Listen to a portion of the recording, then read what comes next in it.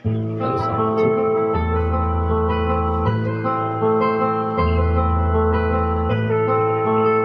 Para po ito sa lahat ng mga anak at saka mga magulang.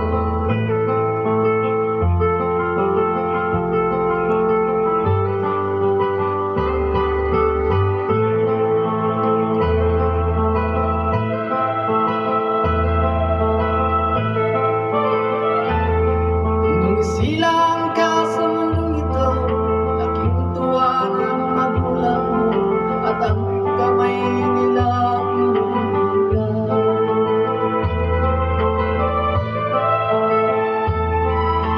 ang nanay at tatay mo, di malaman ang gagawin, inaasdan pati pagtulog mo.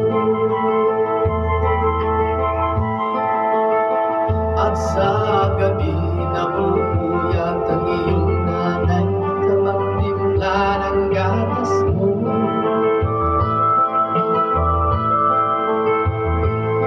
Sa umaga na may kalong ka ng iyong ama, tuwang-tuwa sa'yo.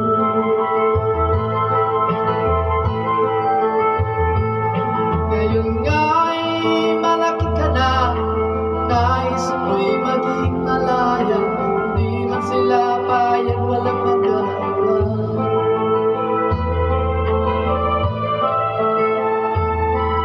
Ikaw nga'y biglang nagbago, naging matigas ang iyong ulo, at ang payo nila'y sinuway mo. Di mo man lang inisip na ang kanilang ginagawa para sa'yo. Pagkat ang nais mo'y masunod ang layaw mo, di mo sila pinapansin.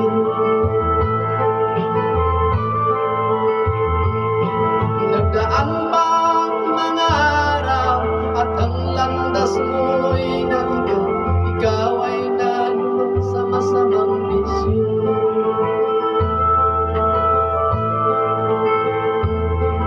At ang una mong nilapitan, ang iyong inang lumuluha, at ang tanong, anak, ba't ka nagkaganyan? At ang iyong mga matay biglang lumuha ng di mo napapansin. Pagsisisiyan sa isip mo, nalaman mo ika'y nagkamali.